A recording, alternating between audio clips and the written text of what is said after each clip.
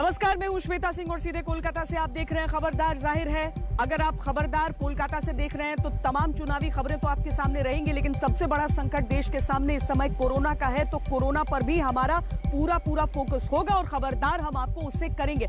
चलिए सबसे पहले हम जरा खबरों को खबरदार के लेंस से देख लेते हैं और इस क्रम में भी सबसे पहले बात हमें कोरोना की ही करनी होगी, क्योंकि जिस तरीके से तेज रफ्तार से कोरोना के मामले बढ़ रहे हैं, हमारा खास फोकस कोरोना पर होने वाला है।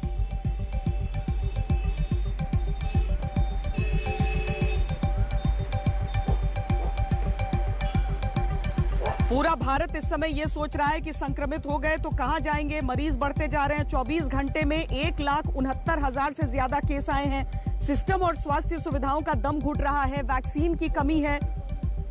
लोगों और नेताओं की लापरवाही की लहर ऊंची उठती जा रही है। लोगों और नेताओं की लापरवाही की लहर ऊंची उठती जा रही है। गुजरात हाईकोर्ट ने राज्य सरकार पर सख्त टिप्पणी की है। दावे किए जा रहे हैं कि असल परिस्थिति उससे बहुत अलग है। लोगों और राज्य सरकार के बीच भरोसे की कमी है। संक्रमण की चेन को तोड़ना होगा, तभी समस्या हल होगी। जाहिर है ये बेफिक्र रहने का समय नहीं। आज आपको बताएंगे कि इस समय देश की स्वास्थ्य सुविधाएं किस तरह का प्रेशर महसूस कर रही हैं और इन हालात में डरना क्यों जरूरी है। यहां आपको एक्स्ट्रा खबरदार भी कर देते हैं। भारत में एक और वैक्सीन स्पुतनिक वी को इमरजेंसी यूज के लिए मंजूरी दी गई है। ये कोविशील्ड और कोवैक्सीन के बाद मंजूरी पाने वाली तीसरी वैक्सीन है। इसकी एफिकेसी यानी प्रभाव 52% है, यानी ये कोरोना वायरस संक्रमण से बचाने में 92% तक प्रभावी होती है। कोरोना की दूसरी लहर के बीच देश में स्पुतनिक वी की 85 करोड़ डोज तैयार की जाएगी। भारत में इसकी कीमत क्या होगी ये अभी स्पष्ट नहीं है। हालांकि विदेशों में इस टीके की कीमत $10 यानी ₹750 प्रति डोज से कम है। इसके बाद विश्लेषण की दिशा बंगाल की तरफ होगी, जहां कोरोना महामारी की लहर के साथ साथ कई चुनावी लहरें भी चल रही हैं और आपस में टकरा रही हैं। चुनाव आयोग ने सांप्रदायिक आधार पर वोट मांगने के आरोप में ममता बनर्जी के प्रचार पर 1 दिन का प्रतिबंध लगाने की कार्रवाई की। ममता बनर्जी ने चुनाव आयोग के खिलाफ धरने का ऐलान कर दिया। 5वें फेज में 6 जिलों की 45 सीटें दांव पर हैं। बंगाल में 4 चुनावी राउंड हो चुके हैं, 4 बाकी हैं। ऐसे में बंगाल के चुनावी मध्यांतर यानी इंटरवल का विश्लेषण करेंगे। जीत हार की बाजी उस उत्तर बंगाल में भी खेली जानी है, जहां से गोरखालैंड की भी मांग उठती रही है। गोरखालैंड का मुद्दा एक ऐसा ताला है जिसकी चाबी कोई ढूंढ नहीं पाया, चाहे वो जवाहरलाल नेहरू रहे हो, ज्योति बसु और ममता बनर्जी हो, या फिर अब नरेंद्र मोदी।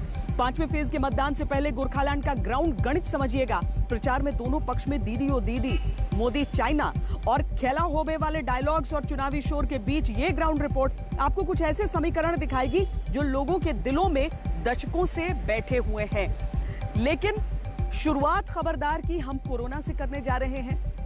कोरोना की वैक्सीन तो आ गई, लेकिन समझदारी की उस वैक्सीन की आवश्यकता है जिसके जरिए कोरोना से हम मुकाबला कर सकते हैं।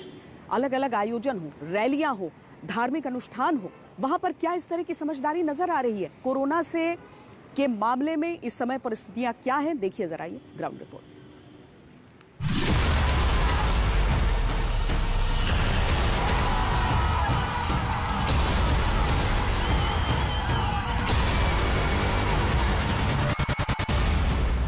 एक तरफ नेताओं की रैलियों में भीड़ का रेला और दूसरी तरफ कुंभ में ऐसा जमाव। इन दो तस्वीरों में पूरा देश ये साफ साफ देख सकता है और ये समझ सकता है कि हम कोरोना की नई लहर से कैसे लड़ रहे हैं। एक तरफ बेहिसाब केस है, बेहिसाब संक्रमण है, तो दूसरी तरफ बेहिसाब बेफिक्री है।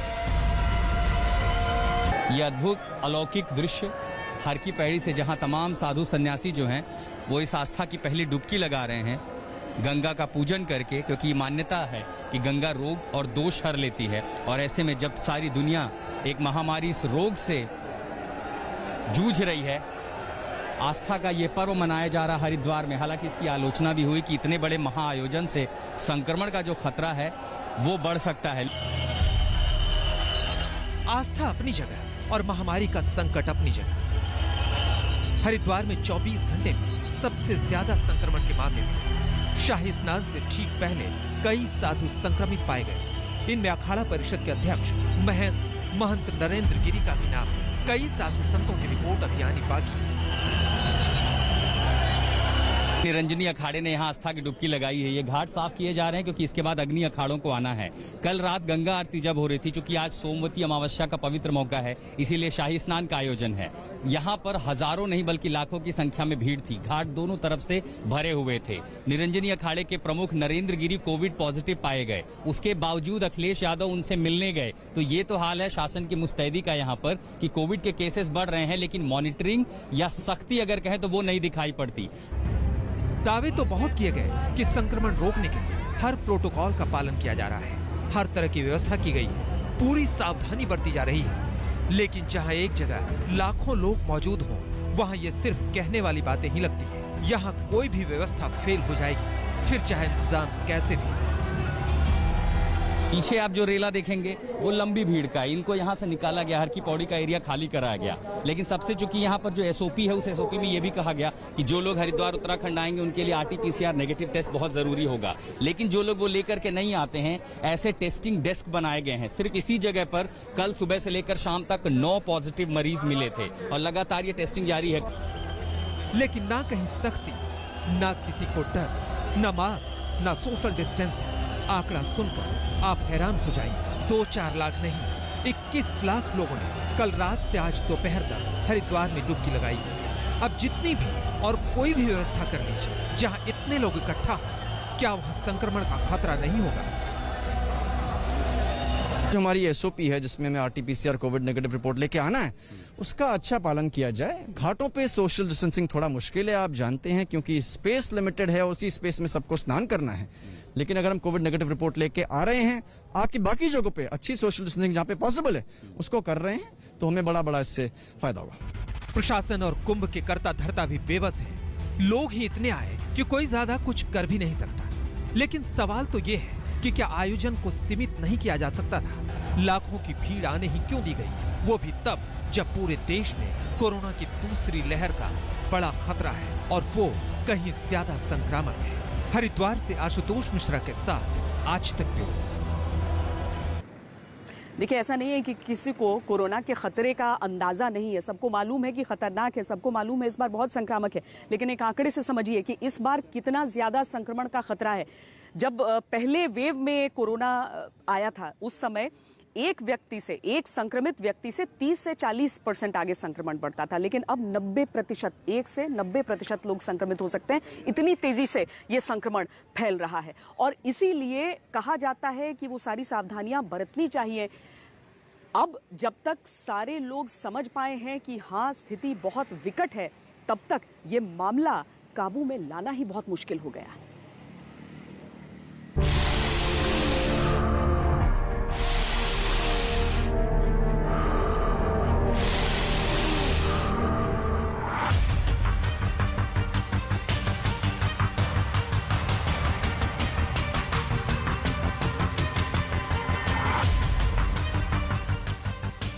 अस्पताल में बेड नहीं, बेड है तो ऑक्सीजन नहीं, ऑक्सीजन है तो दवाई नहीं, इंजेक्शन नहीं। बचकर कहां जाएंगे? सरकार और सिस्टम की बेफिक्री आपको छोड़ेगी नहीं। जगह कोई भी हो, पिछले 2 हफ्ते से यही हाल है। दिल्ली में 50 से ज्यादा अस्पतालों में आईसीयू और वेंटिलेटर बेड्स की शॉर्टेज है। दिल्ली के 44 अस्पतालों में वेंटिलेटर बेड भर गए हैं। हालत ये है कि पिछले साल की तरह फिर से अस्थायी व्यवस्था करनी पड़ रही है। कोरोना ने दिल्ली का हाल एक बार फिर से बेहाल कर दिया है। जिस बैंकेट हॉल में शादी की शहनाई बजनी थी, वहां पर कोरोना मरीजों के लिए बेड्स लगाए जा रहे हैं, क्योंकि दिल्ली में अब बेड्स की कमी होने लगी है और ऐसी स्थिति में मरीजों को दिक्कत ना हो, सरकार अलग अलग बैंकेट हॉल को अस्थायी कोरोना अस्पताल में तब्दील कर रही है। हर रोज 10,000 से ज्यादा केस आएंगे तो यही होगा। लेकिन जब हालात बिगड़ जाते हैं, तब सरकार को याद आता है और फिर अपनी लापरवाही से ज्यादा दूसरों की बात की जाती है। दिल्ली सरकार का दावा है कि एक हफ्ते में उन्होंने 5,000 नए बेड तैयार किए हैं और केंद्र सरकार अपने अस्पतालों में कम से कम 3,000 बेड और बढ़ाए। वेंटिलेटर के हर एक पेशेंट को जरूरत नहीं होती है, सिर्फ 2-3% लोगों को होती है। बेड के लिए हम लगातार बढ़ा रहे हैं। पिछले एक हफ्ते के अंदर हमने 5000 बेड बढ़ाए हैं। आज भी 50% बेड अवेलेबल है और हम फर्दर इंक्रीज कर रहे हैं। केंद्र सरकार के जितने भी हॉस्पिटल हमने रिक्वेस्ट किए पिछले वाले लेवल पे उसको ले जाए। क्या यह सब पहले नहीं हो सकता था? लेकिन ऐसा लगता है कि सब बेफिक्र बैठे थे कि अब कोरोना की कोई नई लहर नहीं आएगी। ऐसी बेफिक्री से लखनऊ जैसे शहरों में एक हफ्ते से विस्फोटक स्थिति है। 3-4 दिन पहले जो अचानक 1500-2000 की संख्या जंप किया था, खास करके लखनऊ जैसे राजधानी में, उस समय थोड़ी बेड्स की संकट आ गई थी। इस 3-4 दिन के अंदर हम लोग ने बेड्स की पूरी व्यवस्था कर दी है। यहाँ के राजधानी के लिए हमने पूरी तरह व्यवस्था कर दिया है। अब जो पेशेंट, जितने भी पेशेंट आएंगे उसको हम आराम से एडजस्ट कर पाएंगे। अब सिस्टम और सरकार खुद को फुल एक्टिव दिखा रहे हैं और हर कमी को दूर करने के दावे कर रहे हैं, लेकिन बहुत भयानक हालात हैं। भोपाल के अस्पताल में जगह नहीं बची तो ऐसे कमांड सेंटर बनाकर मरीजों को देखा जा रहा है। भोपाल के कमांड कंट्रोल रूम में, स्मार्ट सिटी कंट्रोल रूम है ये, जहाँ पे आप देखें तो मेडिकल स्टाफ यहाँ पे झुका हुआ है। प्रशासन ने होम आइसोलेशन में तमाम लोग जो घरों में हैं इस वक्त जिन्हें कोरोना है, उनसे लगातार यहाँ की जो टीम है स्वास्थ्यकर्मियों की वो बातचीत कर रही है और उनके स्वास्थ्य का जायजा ले रही है। कहीं किस्मत से बेड मिल रहा है तो ऑक्सीजन नहीं मिल रही। इंदौर के एक अस्पताल में 25-25 किलोमीटर से लोग खुद ऑक्सीजन सिलेंडर लेकर आ रहे हैं। आज से 4 दिन पहले भी ऑक्सीजन खत्म हो गया था और आज फिर ऑक्सीजन की दिक्कत आ चुकी है। यहाँ हॉस्पिटल वाले की आपके पेशेंट की छुट्टी करा सकते हो आप, ऑक्सीजन की आपकी अपनी व्यवस्था कर लीजिए, ये वो ऐसा बोला इन लोगों। ये हम पीतमपुर से यहाँ से लेटर लिखवा के ला के दे रहे हैं। तो लेके आ रहा है, वो क्या कर रही है, उनके एक्स्ट्रा लग रही, तो हमारी लाइन चल रही है, हमारे पास ऑक्सीजन खत्म नहीं हो रहा। ये हमको पहले भी बताया गया है कि अभी 2 घंटे के लिए है, फिर इसके बाद आप मतलब देखिए क्या करते हैं। सब उसी के लिए परेशान है। ऑक्सीजन मिल जाएगा तो सब अच्छा रहेगा, नहीं सब आईसीयू में है मेरा भाई। कहीं ऑक्सीजन की कमी है तो कहीं रेमडेसिविर इंजेक्शन की। हर जगह इसकी मारा मारी है। गुजरात में 6 दिन से बुरा हाल है। लोग एक-एक इंजेक्शन के लिए भटक रहे हैं। जहां इंजेक्शन मिलने का पता चलता है वहीं भीड़ जुट जाती है। काला बाजारी तक हो रही है। 600 से 800 रुपए का इंजेक्शन 10 गुने दाम पर कहीं मिल रहा है तो कहीं मिल भी नहीं रहा। मैं यहाँ पे 3 दिन से लाइन में खड़ा रहा हूँ। आज भी मेरा नंबर आने वाला नहीं है क्योंकि यहाँ पे अंदर से बोला है कि 700 लोगों को ही देने वाले हैं और मेरा नंबर है 878। मैं सुबह 6 बजे से लाइन में खड़ा हूँ पर मेरा नंबर आज भी आने वाला नहीं है। क्या रेमडेसिविर इंजेक्शन हो, क्या आईसीयू, क्या वेंटिलेटर बेड्स, अहमदाबाद, सूरत जैसे बड़े शहरों का हाल बुरा है। गुजरात के साथ साथ कोरोना से सबसे ज्यादा प्रभावित महाराष्ट्र की स्थिति तो सबसे ज्यादा विस्फोटक है। राज्य में 75% आईसीयू बेड फुल है। सीएम उद्धव ठाकरे 3 दिन से लगातार मीटिंग कर रहे हैं। लॉकडाउन लगाने पर मंथन हो रहा है। केस इसी रफ्तार से बढ़ते रहे तो हाहाकार मच जाएगा। ऑक्सीजन की कमी से मुंबई के कुछ अस्पताल मरीजों को दूसरे अस्पतालों में शिफ्ट करने के लिए मजबूर हैं। बारामती और नांदेड़ जैसे छोटे शहरों में बेड्स बचे ही नहीं। यहाँ पे बेड नहीं है, ऑक्सीजन नहीं है। अब ये पेशेंट का क्या करने का, ये बहुत बड़ी समस्या हमारे पास में आई है। हमारे पास में अभी पैसे नहीं है। 4-5 लाख रुपए हमारे खर्च हुए हैं। महाराष्ट्र में करीब 12 ऐसे जिले हैं जहां हर अस्पताल में बेड्स फुल हैं। अगर छोटे शहरों और जिलों में ये स्थिति बनी रही तो बड़े शहरों पर दबाव और बढ़ जाएगा, जिसकी पहले से ही कमर टूटी हुई है। भोपाल से रवीश पाल सिंह और मुंबई से पंकज जैन के साथ आज तक ब्यूरो।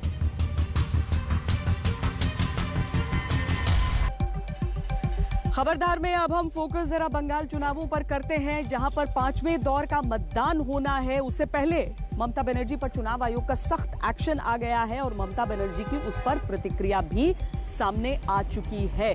17 अप्रैल को ये मतदान का दिन है और उससे पहले चुनाव आयोग ने कड़ा फैसला ले लिया कि ममता बनर्जी 24 घंटे तक प्रचार नहीं कर सकती हैं। चुनाव आयोग ने आज ये कार्रवाई की है। ममता पर यह रोक आज रात 8 बजे से कल रात 8 बजे तक रहेगी। ममता बनर्जी पर यह कार्रवाई 2 विवादित बयानों की वजह से की गई है। हुगली में चुनाव प्रचार के दौरान खुलेआम सांप्रदायिक आधार पर वोट मांगने का आरोप है। चुनाव आयोग ने ममता को 48 घंटे का समय देकर जवाब मांगा, लेकिन ममता ने कहा 10 नोटिस मिलने के बाद भी जवाब नहीं दूंगी। ममता बनर्जी ने कल चुनाव आयोग के फैसले के खिलाफ धरने पर बैठने का ऐलान किया है। ममता पहले ही चुनाव आयोग की निष्पक्षता पर सवाल उठाती आई हैं और उन्होंने आयोग पर बीजेपी के पक्ष में फैसले लेने का आरोप लगाया है। ममता ने चुनाव आयोग पर तंज करते हुए कहा था कि आयोग को मॉडल कोड ऑफ कॉन्डक्ट का नाम बदलकर मोदी कोड ऑफ कंडक्ट रख लेना चाहिए। ममता बनर्जी ने क्या कहा था और पीएम मोदी ने कैसे उन पर कटाक्ष किया, अब ये सुनिए। আর যদি সংখ্যালঘু এলাকা দেখেন অত্যাচার করছে, একদম সবাই মিলে আজানের ধরে দেবেন, দেখবেন সবাই একজোট হয়ে যাবে। हाल ही में आपने कहा कि सभी मुसलमान एक हो जाओ, वोट बंटने मत दो।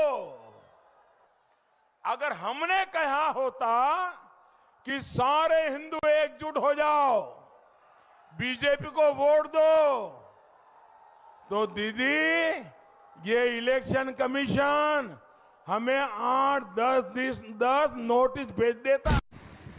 चुनाव आयोग का जो ममता बनर्जी पर एक्शन रहा, उससे पहले लगातार ममता बनर्जी की तरफ से और प्रधानमंत्री नरेंद्र मोदी की तरफ से एक दूसरे पर आरोप लगते रहे। दरअसल अगर हम 5वें चरण की वोटिंग को देख लें तो उसमें गोरखालैंड का मुद्दा अहम रहेगा, मतुआ समुदाय की भूमिका बहुत अहम रहेगी। 5वां चरण और उसमें किस चीज का फोकस है, उस पर यह रिपोर्ट हमने तैयार की है।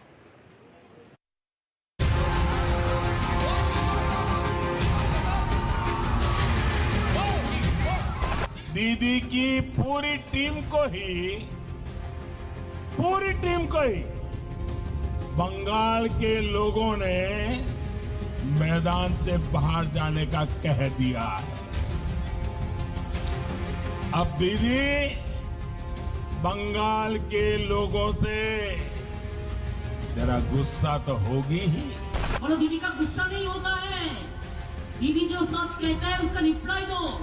बंगाल के लोगों ने दीदी को क्लीन बोल्ड कर दिया, यानी बंगाल में दीदी की पारी समाप्त हो चुकी है। बांग्ला के बांग्ला के गुजरात होते देवें ना। जीत के लिए तिकड़म लगाने वाले तमाम रणनीतिकार कहते आए हैं कि जंग और मोहब्बत में सब जायज है। चुनाव में मोहब्बत जैसा तो कुछ है नहीं, उनमें जोरदार जंग होती है और उसे जीतने के लिए वोट की सियासत का हर पैतरा जायज होता है। 17 अप्रैल को बंगाल में 5वें चरण की वोटिंग है। 6 जिलों में 45 विधानसभा सीटों के लिए वोट डाले जाएंगे। दांव बड़ा है, इसीलिए खेल बड़ा है, जंग बड़ी है। उत्तर बंगाल के 3 जिलों दार्जिलिंग, कालिम्पोंग और जलपाईगुड़ी में 13 सीटें दांव पर हैं, जबकि दक्षिण बंगाल के 3 जिले उत्तर 24 परगना, पूर्व बर्धमान और नादिया में 32 सीटों के लिए वोट डाले जाएंगे। उत्तर बंगाल में बीजेपी ने सेंध लगाई है, जबकि दक्षिण बंगाल में टीएमसी का दबदबा है। इस चरण के चुनाव में चाय बागान मजदूर, गोरखालैंड के अलावा मतुआ वोटर और अल्पसंख्यक समुदाय की भूमिका महत्वपूर्ण है। यही वजह है कि आज जब प्रधानमंत्री बर्धमान जिले में रैली कर रहे थे तो दलित वोटरों को साधने की कोशिश दिखी। पीएम ने टीएमसी नेता सुजाता मंडल के बयान को हथियार बनाया। हमला ममता पर था, मकसद था दलित वोटरों को अपने पाले में करना।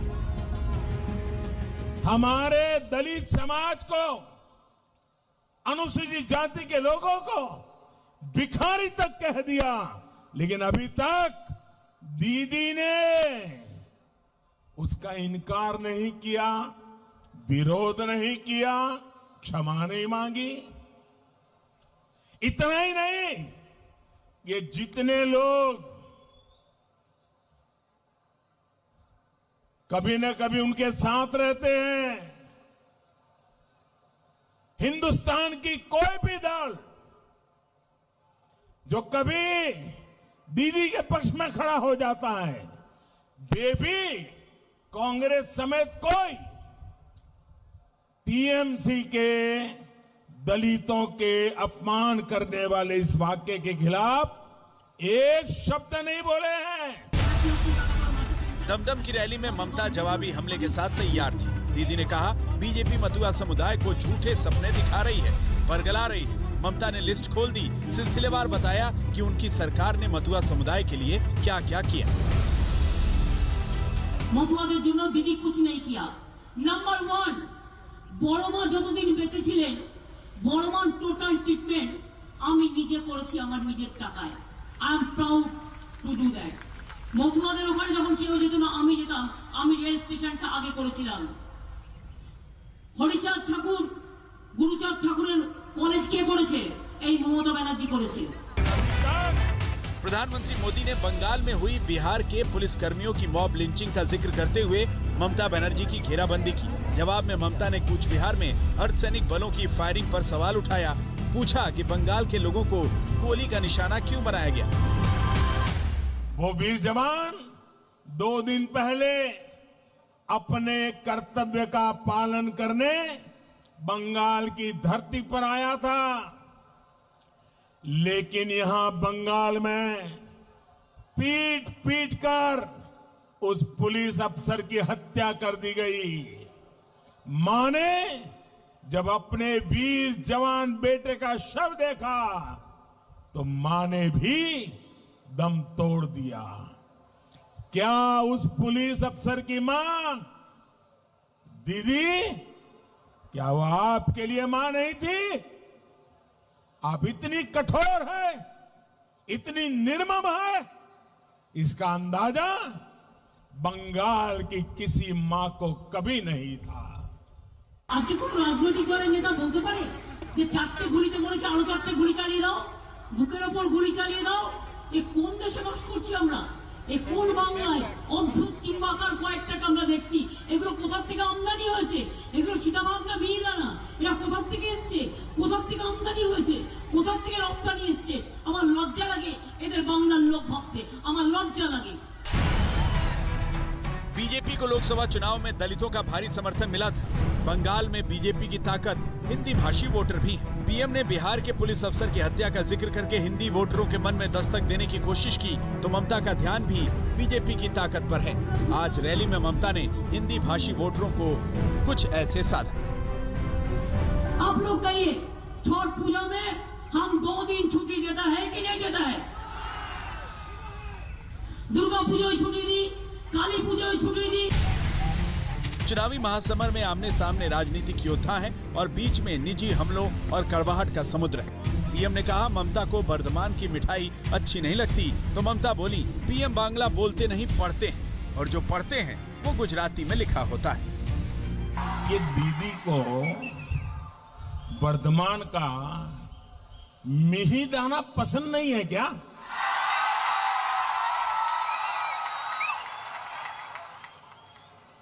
मैं हैरान हूं, इतनी कड़वाहट ये दीदी कहां से लाती है?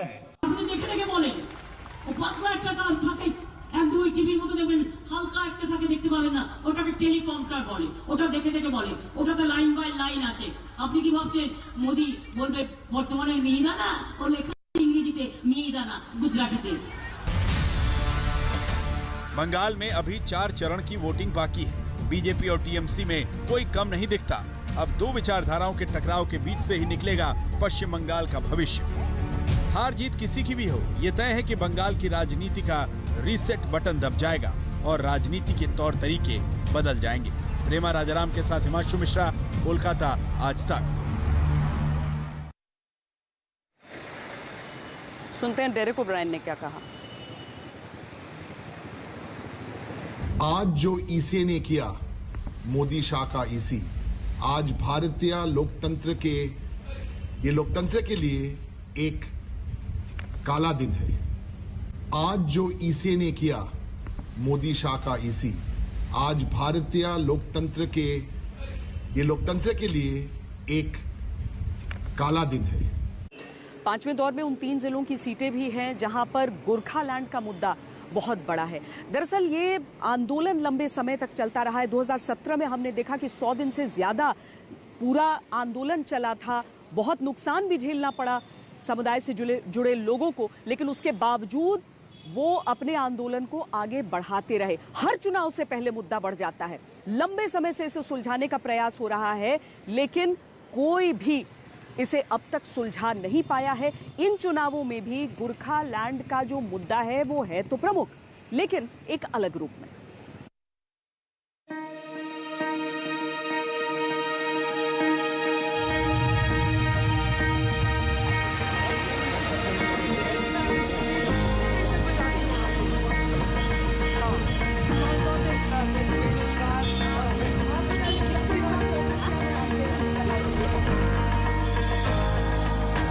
कालिम्पोंग, कार्सियांग, दार्जिलिंग, उत्तर बंगाल की ये वो 3 विधानसभा हैं जहां दिमागों से ज्यादा दिल काम करता है। यहाँ की बड़ी गोरखा आबादी के सीने में गोरखालैंड धड़कता है।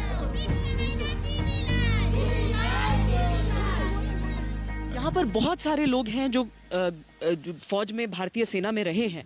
गोरखालैंड का समर्थन आप लोग भी करते हैं? हम लोग ही करते हैं मैडम। ये हमारा भावना से जुड़े हैं, सेंटिमेंट से जुड़े हैं। ये जो गोरखालैंड का शब्द है, तो ये तो हम लोग चाहते हैं कि गोरखालैंड होना चाहिए। और हम यहाँ भारत से जुड़े रहना चाहते हैं ना, हम अलग होना नहीं चाहते हैं, भारत से जुड़े रहना चाहते हैं, इसलिए गोरखालैंड तो होना ही चाहिए।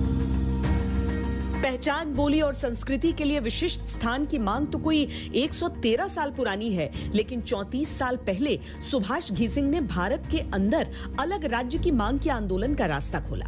तब से 2019 तक के हर चुनाव में अलग राज्य गोरखालैंड की मांग पहाड़ी सीटों पर नतीजे तय करने की हैसियत रखती आई।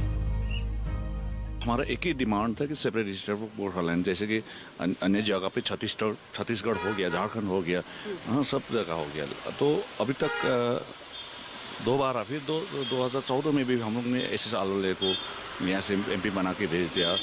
2019 में भी फिर राजीव बिष्ट जी को किया, और कई सारे प्रोमिसेस भी किए थे। Even honourable prime minister Narendra Modi ji ने फिर यहाँ पे आके गोरखाओं को सपना, मेरा सपना है, ऐसा भी कहा गया था, लेकिन आज तक ये पूरा नहीं हुआ।